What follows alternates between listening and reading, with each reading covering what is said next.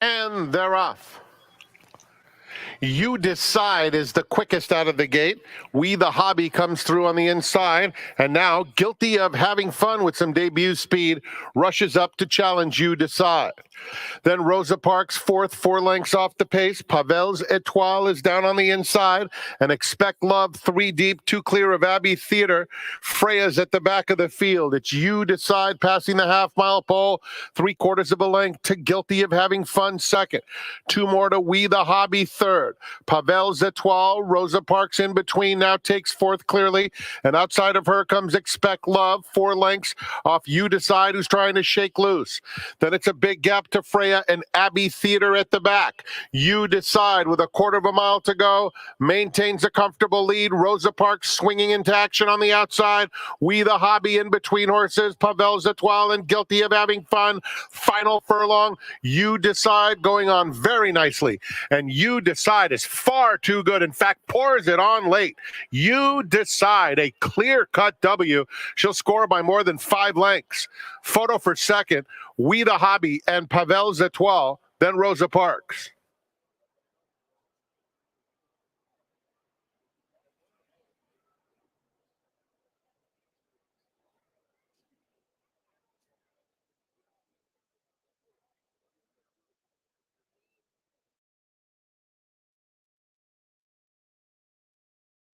We're in the gate.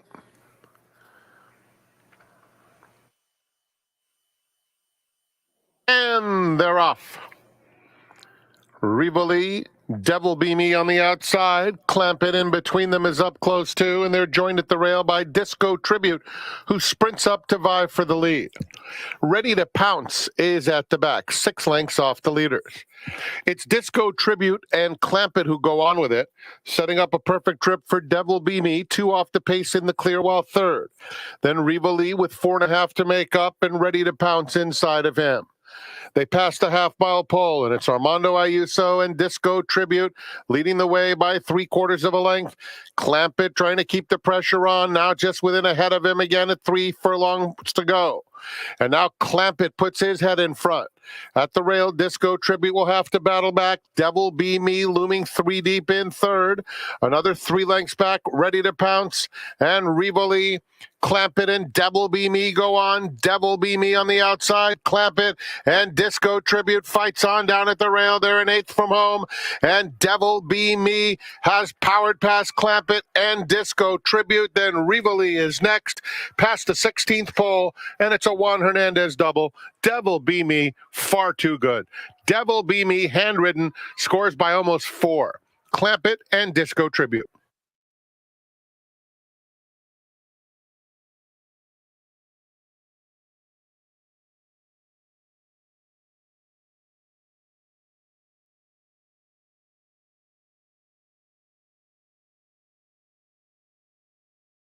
More. The last one to load. Zin. And they're off. Orange Thunder and Less Is More, both out alertly with Petite Treat flashing pace in between them. They're joined by Cloudy Rose, who moves through now to take second. Going with her is next, Hula Prancer, second to last, steadying ever so slightly. And Omen Joy, who was not off quickly, is at the back, passing a couple of rivals now. Down the backstretch, Less Is More and Petite Treat are knocking heads past the half-mile pole, with Cloudy Rose a clear-cut third. Going with her, fourth, 3.5 or so off the lead. Orange Thunder in the red is down at the rail, 2 clear of Omen Joy, and Hula Prancer 7 off the lead. Petite Treat comes toward the quarter pole, trying to shake away from Less Is More, who comes right back in second. It's 3 to Orange Thunder, creeping closer with every stride in third. Down at the rail, Hula Prancer, they're a furlong from the finish, and Petite Treat has built up a 3-length lead. Less Is More in second, followed by Orange Thunder, Cloudy Rose past the 16th pole, and Petite Treat in a stellar performance. Petite Treat and Welfin Orantes win by 3.5. Orange Thunder, then a battle between Omen Joy and Less Is More.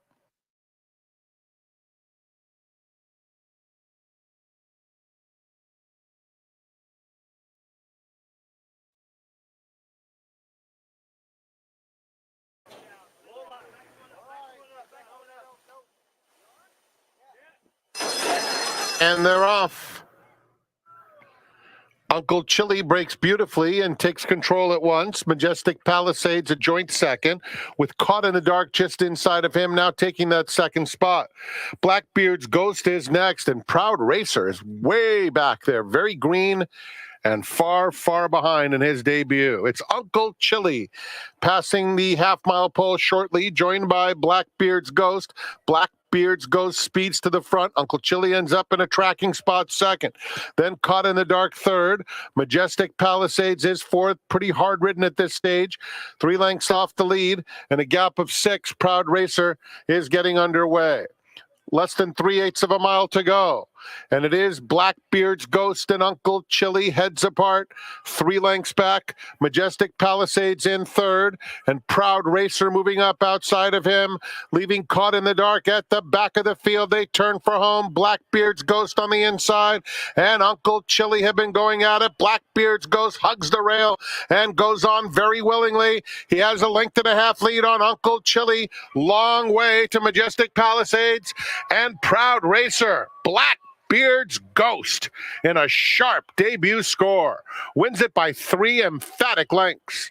Uncle Chili second best. Majestic Palisades and Proud Racer.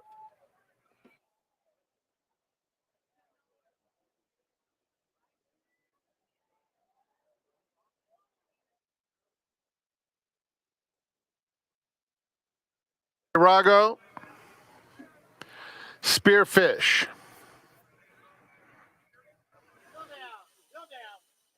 We're in the gate. And they're off. Spearfish broke inward. That was not good for Mysterious Husband.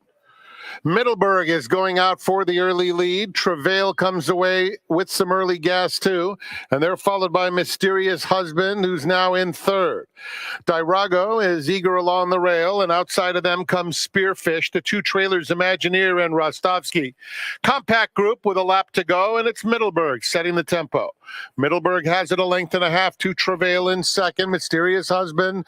Dirago comes through in the red colors down at the rail. Then Rostovsky, fifth, 7 lengths off this leader who's getting away up top.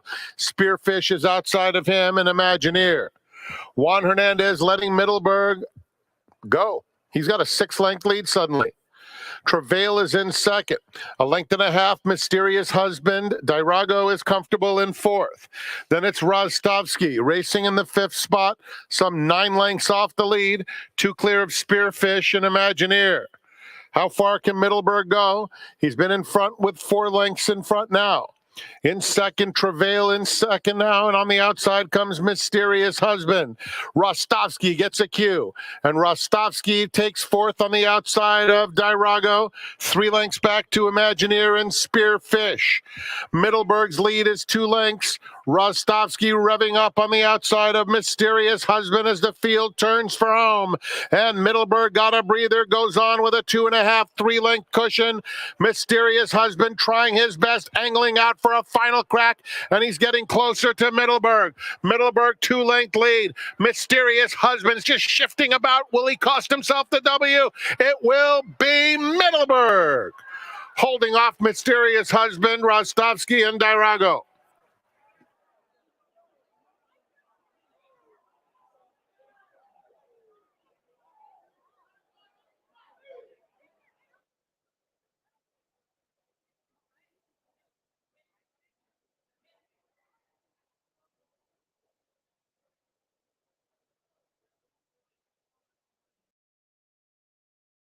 Imagination goes in. And they're off. Tarantino is going out for the lead. Imagination has some gas as well. And For All Mankind now rushes up between horses. Arrow the Great, who broke inward, is next on the outside of Ultra Power.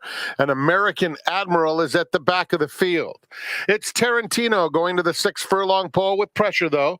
For All Mankind just a head away second. Imagination 3 deep. And the favorite Ultra Power tucks in just behind them. Fourth, the gray has a 1.5 lengths to make up. Then Arrow the Great, 5th and 3.5 off them, and American Admiral is outside of him. Tarantino, For All Mankind. On the outside of them, Imagination keeps the pressure on. Then Ultra Power still in fourth. He'd like to get closer. Has to wait for room at this stage. American Admiral is just outside of him. And Arrow the Great now trails with less than a half mile to go. Tarantino, For All Mankind, Imagination coming after them now. A length and a half back. Ultra Power, American Admiral made a brief bid, dropping back now. And Arrow the Great is at the back of the field. Imagination makes his move and takes the lead with a quarter of a mile to go. We'll have to deal with Ultra Power, who swings to the outside as the field turns for home. Imagination running a big race in front. Tarantino is down at the rail. Just behind them, For All Mankind. Ultra Power needs to pick it up. A 16 to go, and Tarantino, tough as nails, has reclaimed the lead inside Imagination. Ultra Power with a big late surge, driving finish. Tarantino held on. Close photo between Imagination and an oncoming Ultra Power.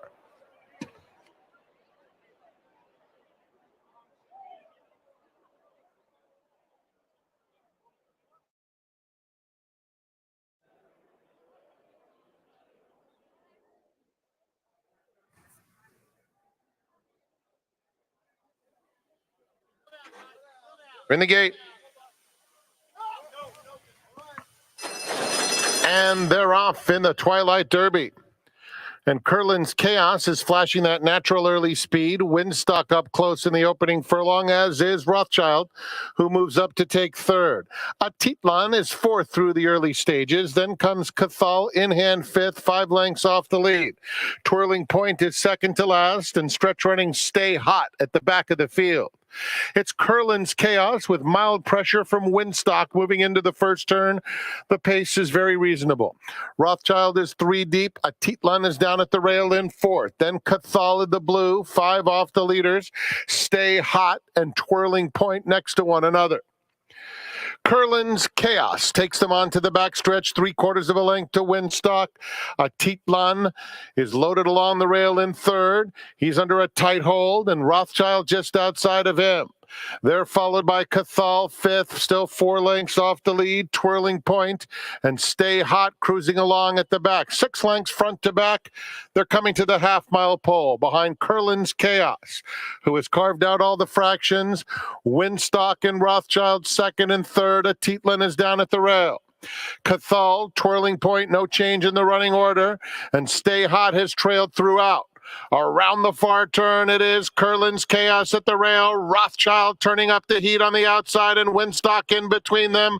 Atitlan is next. Twirling Point, Stay Hot. Lime Cap will swing about 6 wide for the drive. Atitlan now gets a crack and comes right after Curlin's Chaos, and Atitlan storms to the front with a furlong left to go. Stay Hot is coming with his run in the center of the race course. Atitlan got the jump and has been full of run throughout as he strolls in the Twilight Derby. Stay Hot second best. Cathal was next in front of a battle for fourth between Curlin's Chaos and Twirling Point.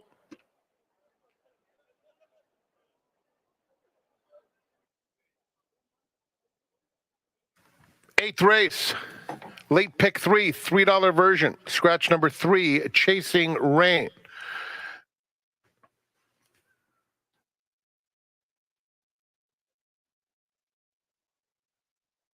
All in line.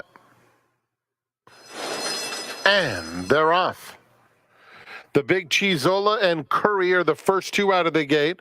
Okasik comes away in third. Then it's the favorite Rick's Red Storm, 4 off the pace in fourth. Damasio is next, followed by Devil in the Bluegrass and Sippin' Whiskey at the back. Down the back stretch, the Big Chizola is the target. Cruising along, a length and a half in front of Curry, with Devil in the Bluegrass down at the rail. Rick's Red Storm is fourth, now just 2 lengths off the lead, followed by Okasik. Damasio is next, and a gap of 5 to Sippin' Whiskey. 3 furlongs to run, the Big Chizola to catch. Has it by a length and a half to Curry, now it's 2. Rick's Red Storm trying to inch up, as is Damasio. Red Cap far outside, starting his rally. Devil in the Bluegrass has lost a bit of ground. Then Okasik, they turn for home, and the Big Cheezola clinging to a 2-length lead, chased by Rick's Red Storm in second. Here's Okasik on the far outside, and outside of him comes Damasio, 16th pole. The Big Cheezola, Rick's Red Storm getting to him. Rick's Red Storm gradually gets up. The Big Cheezola was second. Photo for third between Okasik and Damasio.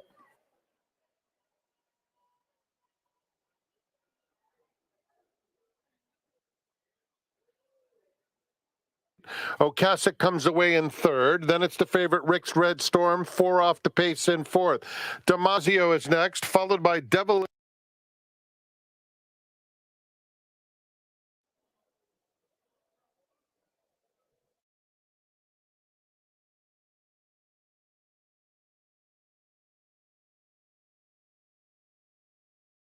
Flower and Anjanash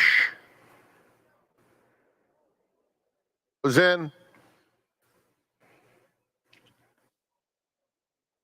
And they're off.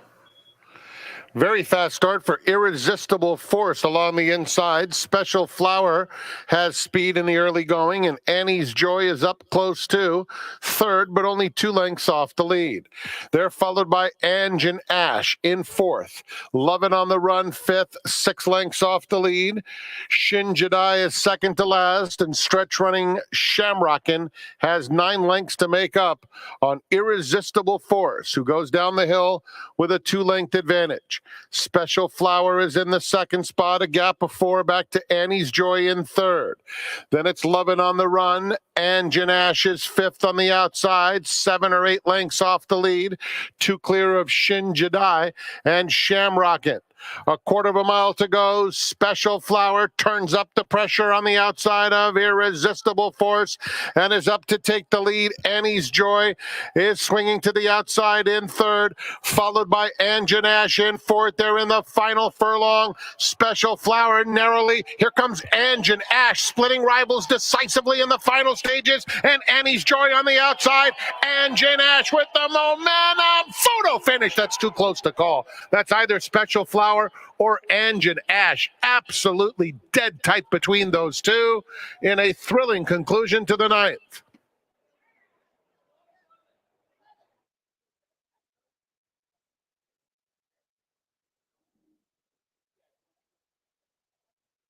In the winner's circle, Ange and Ash.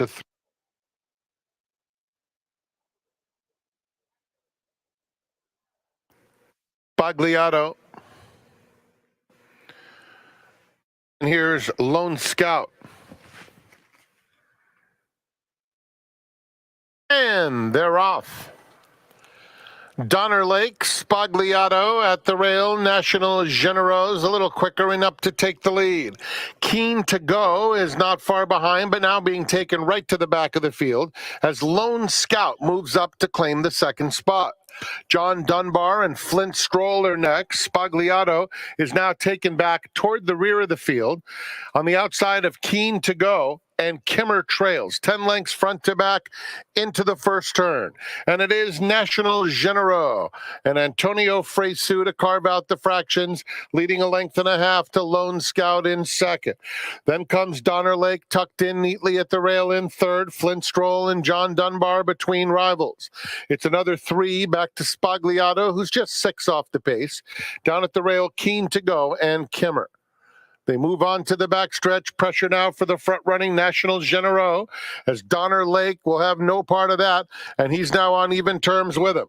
3/4 of a length to Lane Scout, who was just up on the pace with them and is now a little behind. And down at the rail, John Dunbar. Flint Stroll is in 5th. 2 more back to Keen to Go, Spagliato, and a couple more to Kimmer, who has trailed throughout. Rounding the far turn, Donner Lake, National Genero going at it with Lane Scout now half length back in third. Spagliato is underway. He'll be caught wide, but Spagliato is unleashing a nice run in the center of the course. They're at the top of the stretch, and Donner Lake the leader. Spagliato bearing down, and from dead last, Kimmer has surfaced late. Flint Stroll between horses. Spagliato, Donner Lake head and head for the wire. Donner Lake or Spagliato. Donner Lake, Spagliato. Donner Lake, Spagliato. Donner Lake would not be denied. What a day for Juan Hernandez. That's his fourth. Spagliato just missed. On the scene late was Kimmer, along with Keen to Go and Flint Stroll. Those three battled out the rest. Keen.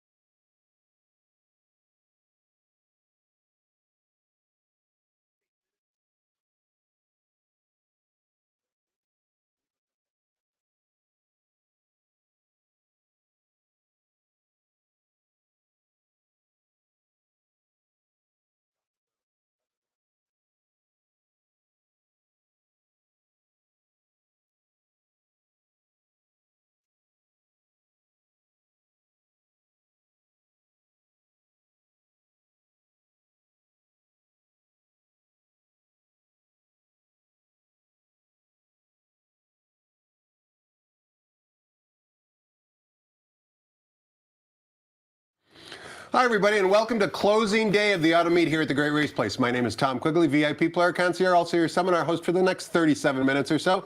Seated alongside my guest today, none other than George Ortuzar. Happy Sunday, happy closing day. Pleasure to be here on your show. I love your show. You got such wonderful guests all the time, and I'm honored to be on it. Well, we're expecting a lot out of you as well. You're wearing the company colors today. You got the San Anita Park hat on. You've got a long standing history with working at racetracks.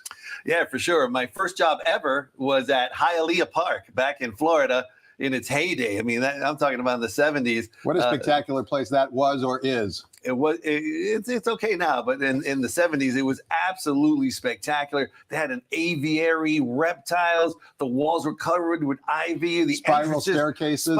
It was just a stunning place to be around. They filmed some movies there, obviously. Every time I see John Voight and the Champ, almost the entire movie is filmed there, and it brings back some fond memories. And then even when I was working at Univision, I mean, I couldn't wait to get out of the set to go to the racetrack. I mean, I love the racetrack, and now I'm living the dream. I'm working at probably the most beautiful racetrack right now in the country. You were a soap opera star at Univision, and there's pictures to prove it, actually. You got one hanging in your wall of all places. I got one, yeah. I'm not going to embarrass you and show it on the telecast, but you worked with Sofia Vergara? Yeah, I worked with Sofia Vergara, Carlos Ponce, who's been in a bunch of movies and so forth. So it was 10 great years of my life, and I look back at it with fond memories, but I'm believe it or not, I'm just as happy working here at Santa Anita. What are your job responsibilities here at Santa Anita, George? They keep growing. Like it started Welcome to the club. Yeah, just Hispanic ambassador. So I was doing like translating from English to Spanish, and then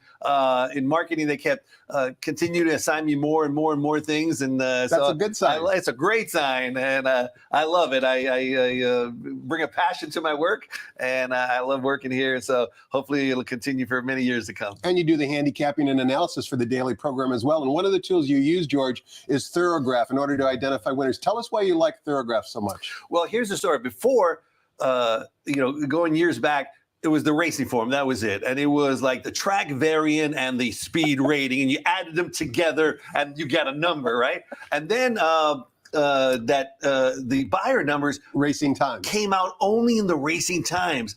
And I used to buy that religiously because it gave you such an advantage. The general public didn't have those numbers, and it was stellar. Then, of course, buyer gets in the racing form, so everybody has them. And now to differentiate from that is the Thorograph. And for me, the Thorograph takes into account so many more things than the buyer does that I think it's an excellent tool and gives you an edge over the general public who only has the buyers. The buyers are excellent. But, you know, if one horse is on the rail and another horse is 6 wide and they get to the wire together, they get the same buyer number. but one covered a lot more ground than the other one did. 100%. And Thorograph takes that into account, and that horse will get a better number because he covered more distance, along with many other factors as well. But I swear by them. All my handicapping revolves around that, and that's how I can get an edge over the general public. Well, let's take a look at an example of a Thorograph sheet. It's just a random horse that we selected. We'll put it up on the screen and you'll see some. It kind of is confusing, but this is a sheet for My Boy Prince. You see the horse's name in kind of the top right-hand corner, and those are his Thorograph numbers as a 2-year-old, and it kind of goes in chronological order backwards. In other words, his most recent race was in November. Then he had a race in October and a race in November. The race in, in September. The race in September, George, was at Woodbine. What do some of the other symbols in there mean? Okay, well, for instance, let's go to that Woodbine number. So next to it, I can't read too well. Something about maybe Gator. Anyway, yeah, it says gate. It says gate. All right, so the dash is that race was run on the turf. So without the dash, it's a dirt number. If there's like a little star, it's synthetic. So you know that's the number he gained that day running on the grass. They use symbols just like the racing form. 100%. And then the most important thing is the number, right? 12, and then 10, and then 9. Those 12 and 10 and 9. So the lower the number, the better. So you see the pattern was good on this My Boy Prince. He went from a 12, he improved to a 10, improved further to a 9-2. And so his pattern was good. He's getting especially better as a 2-year-old. Yeah, as a 2-year-old. Those are good numbers as a really 2-year-old. good numbers, because generally the 2-year-old numbers are not as strong as the 3-year-old numbers. And then you also look at the spacing in between the races as well. A lot of sheet readers, so to speak, look at that. Maybe figure that a horse might bounce if they're coming back quickly off a new career top. Right, for sure. You know, you get sometimes you see a runner with a big top, and then you go, wow, you know, he's going to react off of that. And you could see it many times just by seeing the sheets and seeing, oh, look here, he ran a blowout, wonderful, like, oh, he ran a 3 after he's been running a bunch of 7s and 8s. And then the next race, they tend to bounce. And a lot of people think, oh, wow, he's good. He's just going to keep going on. And that's just not the way it runs. Yeah, and it's an oversimplified sheet because it's for a lightly raced 2-year-old. But sheet readers can look at a sheet and come to different conclusions. It's not an exact science. It's just a basis for handicapping, just like anything else is, just like the buyer numbers are, just like anything else. But it gives you a pattern. You work with it. There's also a plethora of other information. Categories, you know, on the first-time starters, on trainers, on jockeys. So there's a wealth of information. The Thorograph data, I really encourage you, if you don't use them, it'll really help your handicapping and help, you know, set you apart from the general public. If we don't use the Thorograph sheets ourselves, don't worry. George has done all the work for us. He's going to tell us who he likes on today's 10-race closing day card. But before we do any of that, let's find out who the early changes are in today's card and toss the microphone over to Frank Miramati. We'll be right back.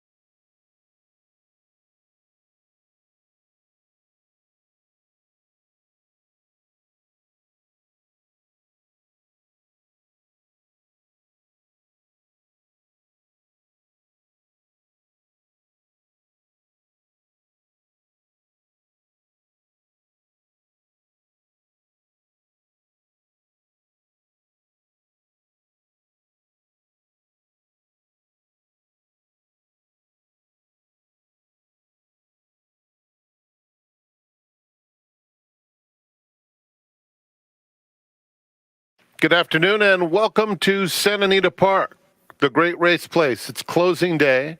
The track is fast, the turf firm, rail on the turf at 0 feet. All pools must pay out today. Here are the changes. None in the first. Start of the early pick 5. Race 2, scratch 2, hard money muchachos. As a result, there's no show wagering in race 2. Race 3, scratch 1, noble reflection. No show wagering in the third. In the fourth, we offer a middle pick 4, no changes. Race 5, scratch 1, smoke 'em easy. Scratch 6, hacking 'em up. Scratch numbers 1 and 6 out of the 5th race, which starts the mandatory pick 6 on races 5 through 10. Turning to race number 6, no changes. The 7th is the Autumn Mist Grade 3 event. Scratch 5, Mixologist. Scratch 11, Esprit Enchant. 5 and 11 are out. Late pick 4 and all turf pick 3 start with the 7th. 8th race, scratch 5, Pilot Commander. Race 8, take out the 5. Late pick 3, $3 version, starts with the 8th. In the 9th, program scratch of 1, Special Club. Scratch 14, Refocus as well. Note the 12, Chrome Flash is 1 over. And in the 10th race, no scratches or jockey changes. Super high 5 mandatory payout in the finale. Enjoy closing day. Lots of activities on track. Great racing action. Mandatory payouts in all pools. Let's go back to Quigley's Corner. Post time for the opener in 58 minutes at 1 p.m. Tom's special guest today is George O.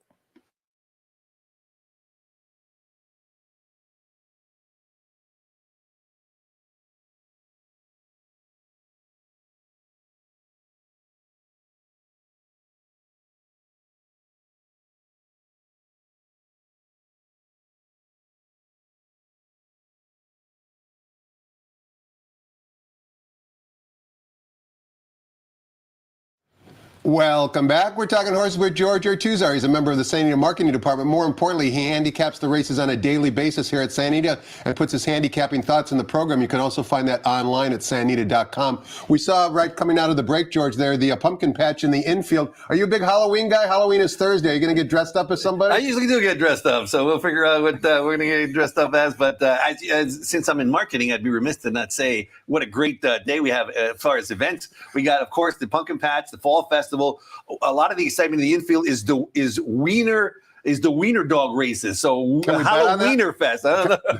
And so they're running. And then after the 6th race, the finals will be on the main track. So you're going to see that. Plus, on track, we have Pink's Hot Dogs selling hot dogs, and 100% of the proceeds are going to the American Cancer Society. So a wonderful event, and the hot dogs are phenomenal. And a great way to close out the meet. Keep in mind, live racing resumes on Halloween at Del Mar Breeders' Cup week this coming Thursday, and live racing at Santa Anita resumes the day after Christmas. We look forward to having you back here then. And real quick, I just want to mention that in the month of November, we're going to have a couple of equestrian events Big time equestrian events. So certainly Split Rock Jumping Tour is going to be held here on November 13th through the 17th, and then again on the 20th through the 24th. So you can go to santanita.com to get all the details. But I mean, a lot of excitement this whole month between the Dodgers going nuts and here with the mandatory payout, Breeders' Cup. Well, you know, the California Crown was a spectacular event. Not enough hours in the day, is there? Man, what a month.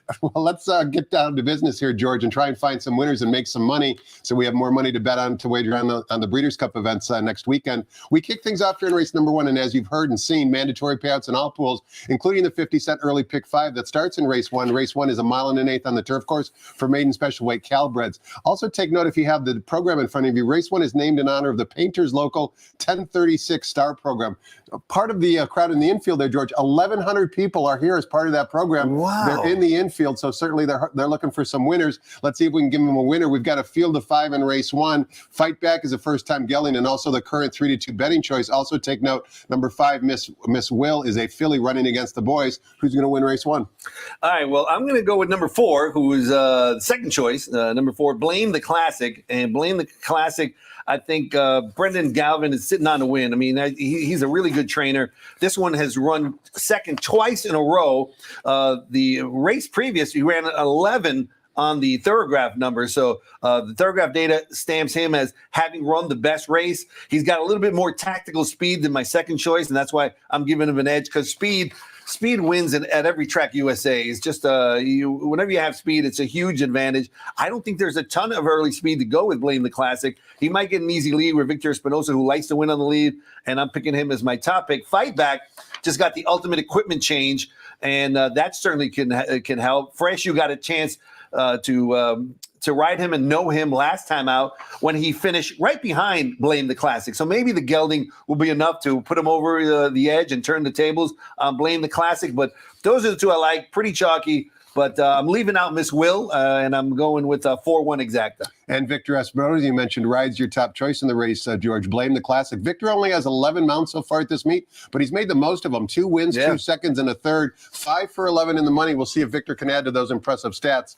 in race number 1. Let's turn the page, take a look at race number 2. Begins the 50-cent early pick 4. We're going a mile and a 16th on the main track for $8,000 claimers. The original morning line favorite, number 2, Hard Money Muchachos, has been declared out of the race. That means the revised morning line favorite is now number 3, Granada Flavor. Got a field of 4 here. Who do you like and why? All right, so I'm going to try to beat Granada Flavor for the win.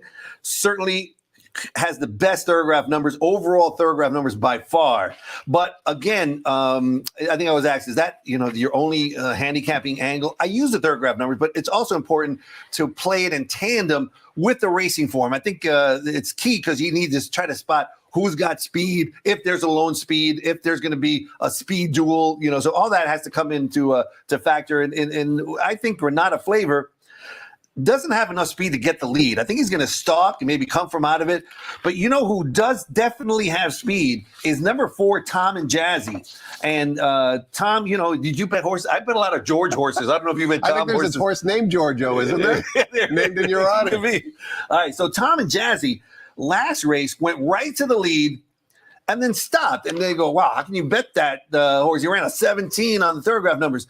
But, speed horses, once they see that they're not going to keep running, to the jockeys, and many of them wonderful, they just stop riding them. So I don't care if he lost by 22 lengths or 52 lengths or 2 lengths.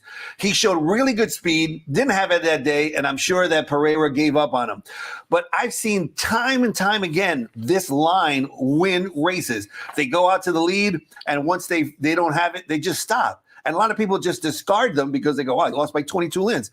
Tom and Jazzy might get the lead today. Speed is dangerous in every track USA, and he might forget to stop today. And I'm hoping he does, because he's a really good price on the morning line. Tom and Jazzy comes back quickly as well, George. 8 days rest. So certainly the trainer thinks he's ready to fire a shot on the class drop. Blinkers come off as well for your top selection. Tom and Jazzy in race number 2. Race number 3, we're sprinting 6 furlongs on the turf course. The rails today are at 0 feet. Scratch the 1, Noble Reflection. Morning line favorite number 3, Unconquerable Keen, 7-5 according to Jeff Siegel. What's race 3 according to George Ortuzar? All right, so pretty chalky in this race. I'm going with the chalk 1, 2, 3 on top and 4 second. They both have speed. There's only 4 horses though, so I don't see them getting into a deadly speed duel to set it up for Iridio. And but Iridio's an excellent closer, and he can throw in good races. But I don't think that Rispoli and Kimura are going to go at it and just go nuts. And I think that Unconquerable Keen, it's got a little bit more speed, and it's got some strong Thorograph numbers. Those two, to me, it's a toss-up, but I'm going 3-2. Fair enough. Let's take a look at race number 4 on a 10-race card. We offer a 50-cent middle pick 4 that begins in race 4, and race 4 is at 6 furlongs in the main track for maiden special weight 2-year-olds. We've got a field of 5, a number of heavy morning line favorites, including in here number 5, Toughness, 2-5 on Jeff Siegel's morning line, trained by Bob Baffert, ridden by Juan Hernandez. Slam dunk here. And I'm going to try to beat Toughness. I mean, Toughness is 2-5. He's probably going to be in that neighborhood, because Bob Baffert with first-time starters is just spectacular. Goes to JJ Hernandez.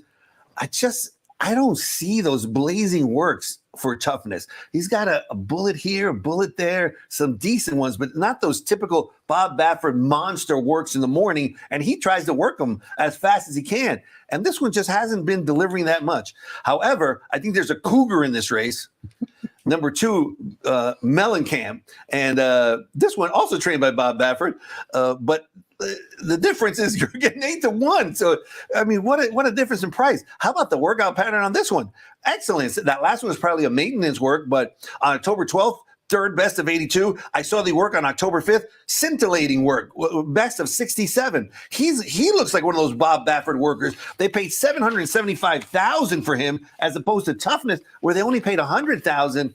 To me, it's Bob Baffert holds the aces in this race, but I think his ace in the hole really is John Cougar Mellencamp. Is Mellencamp, number 2. Race number 5 is when the fireworks begin. The fields get bigger, and we start the $2 pick 6 sequence in race 5, sprinting 6.5 furlongs on the flat turf course for $32,000 claimers. 2 scratches, program scratch of the 1. Also take out number 6, hacking it up. Leaves us with a field of 8. Number 5, What Makes Sammy Run, is the 7-2 lukewarm morning line favorite. A number of these in this race, George, exit the same common race, won by Commander back on September 29th, right here at San Anita. Commander's going to break from the rail, and you're going to see Clote makes a furious late charge and gets up in the shadows of the wire, nailing number 7, Jetivator, who led for most of the race. Jetivator is going to be wearing saddlecloth number 9. Commander is going to be breaking from the rail. Let's listen to Frank Miramai describe the action and go back and watch the replay on September 29th. And they're off. Give Me the Loot with a smooth start, as did My Summer Dream, breaking alertly. And in between those two, Jetivator now sprints up. So Jetivator sets the pace today. He's in front of Give Me the Loot. And then One Flew South now moves up between rivals third. Patron Doro is next. Hot Box in a tad tight. Drops within 6 lengths of the leader. Another length back to My Summer Dream, racing on the outside of Commander with less than a half mile to go. Exaltation between horses. Law Abiding outside of him. Chasing Money and What Makes Sammy Run. Jetivator is the boss around the far turn as Gimme the Loot moves into second, followed by One Flew South at the rail third. Then Hot Box and Patron Doro racing right together. Commander awaiting a spot to run, has 8 lengths to make up. Exaltation in the purple. Top of the stretch for Jetivator, 4-length lead. My Summer Dream is coming swiftly though, and My Summer Dream right up to him. Breathing room for Commander, who starts his rally. Exaltation's coming, and What Makes Sammy Run from dead last. Jetivator won't surrender. Jetivator just in front. Here's the line. Photo finish. Jetivator is... George, if you had Jetivator at 14-1 that particular afternoon, you're probably still sick over that bad beat, but Commander did get up in the shadows of the wire. That race was at 6 furlongs in the flat turf course. Today's distance is 6.5. Who do you like in the first leg of the pick 6? I still think that Commander lost that race, but they gave him the win. I don't know. I saw that live, and I was like, Jetivator did it. And then they put up Commander, and you got to give it to Hector Berrios. He is just one of the stars here. Particularly on the turf. And particularly with closers. Yes. He is excellent. He times it right. He is wonderful. I don't think he's going to hit the board today. All right, so, but he's wonderful. He's wonderful. My best bet of the day is in this race, and it's number 3, Great King. 8-1 in the morning line, and this one, again, I like speed, and I think he's going to be up close. I don't think he's going to get the lead, although, you know, he's shown speed in the past. I don't think he's got 6.5 furlong type speed, but his thoroughgraph numbers back in February were excellent. A 7, a 9, a 6, and so the strongest thoroughgraph numbers by far. Simon, even though he doesn't have a win with, you know, plus 80 days in his last 14 starts, he is always, to me, one of the great trainers that we have here. He's just wonderful. And it's no small detail that J.J. Hernandez takes this call. To me, that's a wonderful sign. At 8-1, he's my best bet. Eddie's Last is going to be my second best because he made a closing move with Berrios aboard. And now he gets Rispoli, and he ran a 7 that day where Commander ran an 8 the day he won. So I like it 3-4. And to me, the 3 is going to be my key today in winning or losing money. He's going to be my best bet of the day. Best bet on the card, number 3, Great King for George Ortuzar in race number 5. Race number 6 begins the 50-cent late pick 5. We're sprinting 6.5 furlongs on the main track for maiden special weight 2-year-old fillies. Field of 5. Here's one of those overwhelming morning line favorites. Number 1, Cipriani, the first-time starter from the Bob Baffert barn, ridden by Juan Hernandez. You talked about the workout pattern for Bob Baffert first-time starters. I see a minimum of 4 bullet workouts here, but courtesy of our friends at xbtv.com, let's watch the workout, the most recent workout for Cipriani. It came on October 20th. 20th. It's a gate drill, and you'll notice his workmate, that's Cipriani, on the inside. On the outside is Gaming. All Gaming did is win the Del Mar Futurity earlier this year at Del Mar, and then, of course, is pointing toward the Breeders' Cup Juvenile race as well. So Cipriani is keeping very good company here. I understand it's early in the morning and kind of dark outside, so you won't be able to see them very well until they turn for home. But you can already see, just based upon the camera speed, that they're moving right along. Cipriani is one tough customer, and he's got a tough horse right outside of him, as I mentioned, in Gaming. So the fact that he's going to continue to outwork him all the way to the wire, and when they come into the stretch, we'll be able to see a bit more clearly. The Exercise Rider does not move a muscle the entire way. They both hit the wire together, but you'll see that the Exercise Rider on Gaming is encouraging his mount a lot more than the Exercise Rider on Cipriani. I'm not out here in the morning, George, to watch these workouts. XBTV.com is an excellent handicapping tool for those of us trying to identify whether first-time starters have any talent. And you can see now when they come down the lane, watch the Exercise Rider on Cipriani. This is a very, very talented horse. Gaming, the rider's asking right here, and Cipriani, boy, is just like a statue, like you said, and just hanging in there with already a proven quality racehorse. So just a stellar workout by Cipriani. As you mentioned, these are the type of works that Bob Baffert puts into him. To me, she looks like the goods. She's got some stellar works. They paid $875,000. The stud fee is only $350,000. So $35,000. I mean, $35,000. So anything 20 times the stud fee or more is a wonderful, profitable betting angle. Usually, again, Bob Baffert has all the aces. The three that have run really don't look good. They didn't run good at all. So you got to give it to the bookends in this race. Both trained by Bob Baffert, both working stellarly, and both first-time starters that they should dominate. Race number 7 begins both the 50-cent late pick 4 and the $3 all-turf pick 3 wagers, and it's our feature race on the card. It's the Grade 3 Autumn Mistakes, $100,000 guaranteed purse for 3-year-old fillies traveling a mile on the turf course. Really good field here. Take out 2 runners, scratch out the 5 as well as the 11, leaves us with a good field of 10. Maduro, number 6, is the 8-5 morning line favorite. You talked about a good price play that you like on today's card. I want to show the replay for my favorite long shot or price play on today's card. It's for number 2, Azen, who we haven't seen race last in last year's Breeders' Cup right here at San Diego. We're going to watch the replay in just 1 minute, but I want to point out a few things to you before we do. First of all, as a 2-year-old filly, she ran against the boys in the Breeders' Cup Juvenile Turf Sprint, and she drew an impossible post. The racing form shows that she's breaking on the far outside. She's actually going to be wearing saddlecloth number 14, in this replay we're about to watch. She's going to trail the field. She's going to make a monster mid-race move and get stopped mid-stretch, and basically at that point lost all chance. But I liked her acceleration. I like the fact that Phil D'Amato is bringing her back in a stakes race off a long layoff. So let's listen to Frank Miramai describe the action November 3rd, 2023, and watch the runner breaking from post position number 14. And they're off. Committee of 1 is very quick, so is Slider. And down at the rail, here's Crimson Advocate. Tiger Bell is up and on the pace, as is Big Evs. No Name Metz is off the pace today, 4 lengths off the lead, followed by Shards. And outside of Shards now, Committee of 1, who broke well, is suddenly 7 off the pace. Starlust moving through inside amidst waves.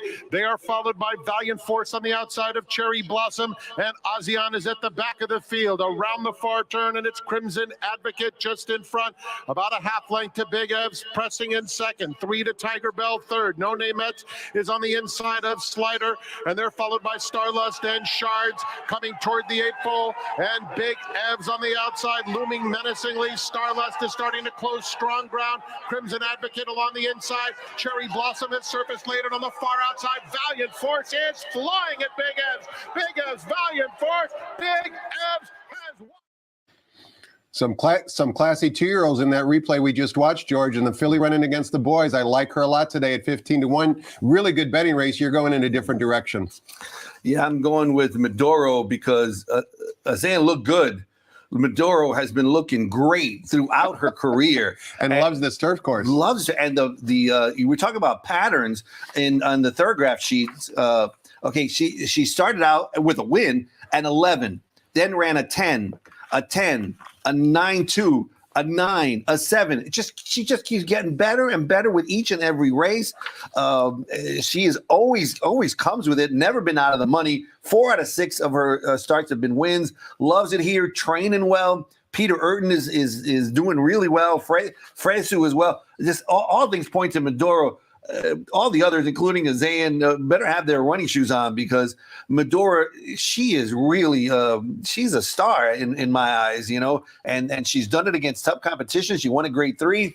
Right there, second in the grade 1 against Ice Cream, You Scream. Zona Verde was in that race. My second choice is going to be coming out of it. Also has some excellent thoroughgraph numbers. And I'm not one that I stick to my guns. I have an open mind, and I like that you showed us Zayn. I'm probably going to use that one in my exotics as well. Race number 8 begins the $3 late pick 3, the new and popular wager here with a low 15% takeout. We're going 6.5 furlongs in the main track in race number 8 for allowance optional claiming types, non-winners of 2 other than. Scratch the original morning line favorite, number 5, Pilot Commander, will not compete. Leaves us with a field of 6, and number 7, Ford Bragg, the other Bob Baffert runner, is now going to be the morning line favorite. 2-1 in the program, likely to go lower. What say you about race 8, George? I bet Ford Bragg last time. It was a big disappointment, but I don't think that was indicative of his talent. I think, J.J. Hernandez keeping the faith, especially with Pilot Commander being scratched. I think Ford Bragg is going to go to the lead. I love speed. I love Ben Speed. And I just don't think that he's going to look back. It's going to be, that horse. And then maybe from off the pace, Oviatt Class and Roll On, Big Joe. I think those two are okay. Oviatt Class is 15-1, probably good for an exact or something. But Fort Bragg, the race goes through Fort Bragg, and he's going to be a short price. Race number 9, we're coming down the Hillside Turf Course. It's just a straight allowance race for Calbreds. Race 9 also begins the $5 late daily double with also a low 15% takeout. And we've got a great field of 12 here. There are 2 scratches. Program scratch of the 1 special club. Also take out the also eligible number 14. Refocus has been declared out of the race. The morning line favorite now down on the rail. Number 2, Lemon Sushi, lukewarm 3-1 on the morning line. Val Brinkerhoff and Kyle Frey team up. Talk to us about race 9, George. Real quick. You mentioned the pick 3, the $3 pick 3.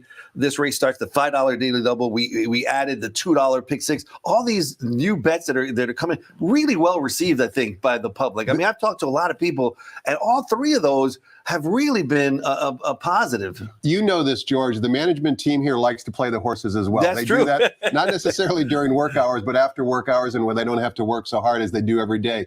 But, the betting public decides whether or not they embrace these wagers. And you remember on Friday, the $2 pick 6 pool had $1 million of new money. Million. That's the pick 6 is where you can make a score. The $3 late pick 3 is where you can make a score. And with the low takeout, it's kind of a no-brainer. And we listen to what our players want and we give them what they want.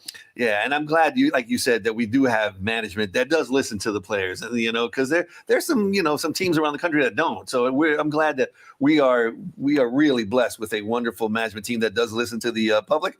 And we're listening to you. Listen to me. Race 9? I'm going to go with the favorite. I'm going to go with Lemon Sushi. I bet Lemon Sushi last time as well. And Eddie's last, man, I thought I had the race 1. Lemon Sushi was looking so good. And here comes Eddie's last. To nail me. But ran a flat 8 on the thoroughgraph data. You got a couple of 9s and 10s, but Lemon Sushi has run 8s 5 times out of the last 7 races. Just always brings it. And I think, Kyle Frey riding great. I always root for Val. So Lemon Sushi is my top pick. And my second pick is going to be Super Now with Rispoli and the Sultan of Saad, Phil D'Amato training.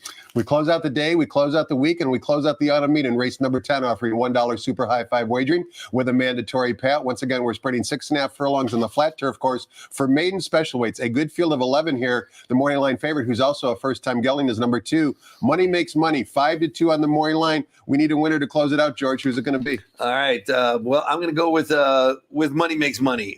Money Makes Money hasn't been seen since January. But that's not a problem for Mark Glatt. And that bullet work on October 21st stamps him as clearly the one to beat. Comes back a gelding, best thoroughgraph numbers on the grass, in the race. So he's going to be my top pick. Santorina is going to be my second choice. Really disappointed me last time. I thought it was going to run much, much better. So hopefully can turn it around and then come in second. And at 6-1 is probably good for the like Brett Wiener. You're playing in the contest today. We have a contest today, $1,500 buy-in. Let's talk about that contest. Yeah. $1,500 buy-in, live money. You can win either National Handicapping Championships seats, Pegasus World Cup, tournament seats. It's going to be, and you can play it online on Express Bet even if you're not on track. Yeah, on track or at Express Bet. I'm going to be signing as soon as I leave here. I'm going to be signing people up. But I already signed up Brett Wieners, and I'm going to concentrate on the last 2 races. I love Brett Wiener. He's such a stellar a tournament player. I mean, he's leaderboard amazing. you look at, he's usually at the top of the. He is great. Not by accident. No, it's not. He's wonderful, and he's such a nice guy, and it's such great stories. Anyway, he's going to be playing it, concentrating on the last races. So I wish him luck, and everybody playing the contest luck. And even if you're not in the contest, just playing through the course of the day, we wish you all luck here at Santa Anita. George, you talked about new wagers, and a wager that's been around for about a year or two also has a mandatory payout today. It's the $1 coast-to-coast pick 5. You can see it's a $1 minimum, as I mentioned, low 15% takeout. There's 2 Santa Anita races today comprising the 5 coast-to-coast pick 5 races. Kicking things off with Gulfstream Park, race number 8, 1:36 p.m. Pacific time is post time for Gulfstream's 8th race. Yesterday's payout, $33,000. Wow. Great payout for a $1 wager, another popular wager. Before we go, George, not only do I want to thank you for your time, energy, and input today, you always do such a great job. I want to thank everybody behind the scenes. And you know this, George, everybody that works so hard, that never gets their face in front of the camera, from Amy Zimmerman to Shiva to Anna to Brian to everybody else that goes unmentioned. They're the really unsung heroes, allowing us to wager on the races, get excited and involved with the races. You know, hats off to them. And the closing day is always a great time to remind everybody. But we couldn't do it without the fans. Without the fans, none of this happens. We appreciate every single penny and dollar that you wager on the races. We hope you continue to do so, and we hope that you make a lot of money today. Yeah, I love the fans. Please, fans, come up to me. I love talking to the fans as well, getting their input. So, you know, some people, you know, I don't want to talk to the fans. I love talking to the fans. So come and say hello. It's closing day. We got great events. It's just a great day to be here at Santa Anita. Thanks, everybody, for watching, not only today, but through the entire meet. God willing, we'll do it all over again. Opening day at Santa Anita during the Winter Meet 90-year anniversary on December 26, 2024. Have a great afternoon, everybody, and good luck.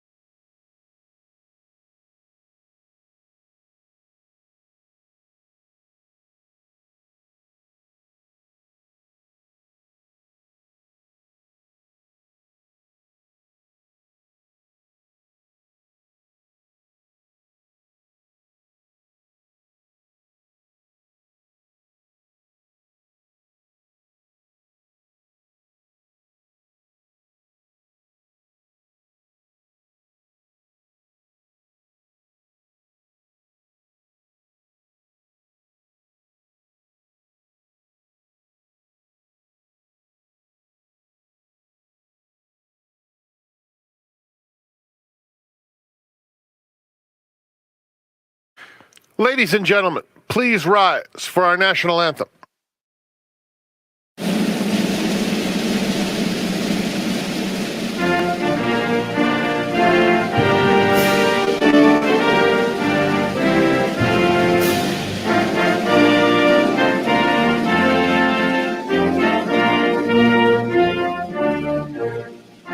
soon.